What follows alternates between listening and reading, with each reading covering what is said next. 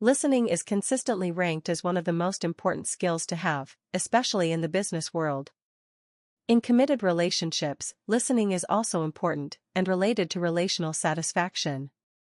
Listening takes place in all sorts of contexts and can be differentiated from hearing because it involves cognitively reconstructing original sounds that are heard. Listening is an active process and cannot be done automatically. Not all listening involves carefully reconstructing the messages of others. It can also occur in a way that is mindless, where reactions to messages are automatic regardless of what they mean. In contrast, mindful listening involves carefully tuning into and considering the messages of another.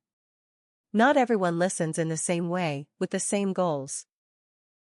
Several styles of listening are common, including that which is concerned more with accomplishing a task at hand, building a relationship, listening analytically, and listening critically to evaluate messages.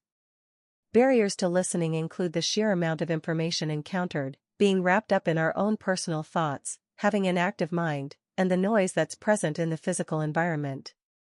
Poor listening habits include pretending to pay attention, expressing ideas without inviting others to share, responding to parts of remarks that are interesting to you, creating information that wasn't part of the original story, tuning out topics you'd rather not deal with, taking comments as personal attacks, and listening only for information to attack the speaker. Avoiding these habits helps to make listening more effective.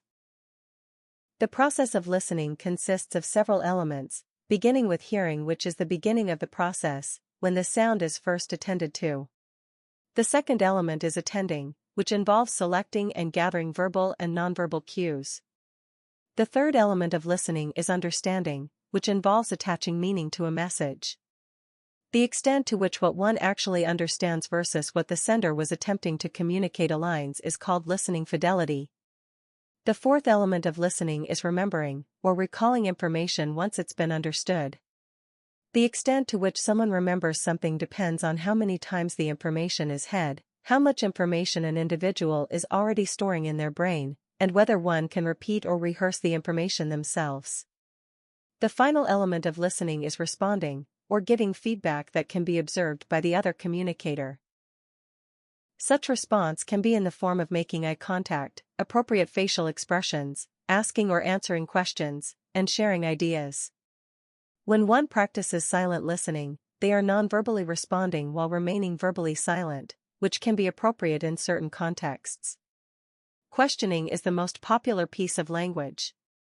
Asking for additional information can be a strategy used for many reasons, from clarifying meaning to gathering more facts and details, and can be used strategically by carrying a hidden agenda or trying to trap the speaker. Restating a message that you thought the sender sent is a practice called paraphrasing, which can occur in a variety of forms, including changing original wording, offering an example of your interpretation, and considering the theme of the message. This assists listening by allowing more exploration into the message.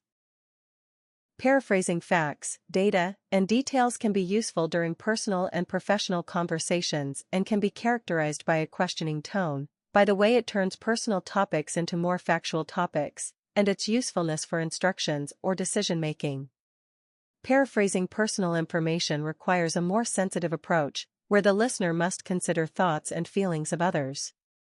A listener who wishes to identify with a speaker and their emotions beyond just paraphrasing can empathize. This involves allowing people to feel how they feel, letting the situation be as important as it's supposed to be, focusing on the other person and identifying with both joys and sorrows. Being a supportive listener involves showing unity with the speaker's situation by doing things like agreeing or offering to help. This is beneficial under certain circumstances, such as when it is sincere and the person can accept it.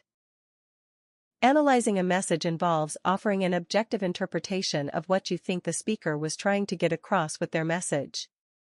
Such style can be useful in helping to explore alternatives, can also cause confusion, so it should be a careful process with a likelihood of being correct and general receptiveness from the other. Evaluating involves sizing up the sender's thoughts and behaviors in either favorable or unfavorable ways. Sometimes, critical evaluations can feel negative, but using constructive criticism allows for the possibility of improving the situation. Advising is a very common reaction, which tends to be unhelpful because an effective interaction doesn't typically occur. Studies on advice giving say that several important considerations should be made when helping others, including whether advice is needed or wanted, and if it's sensitive, or would help to save face. Each type of listening has its advantages and disadvantages.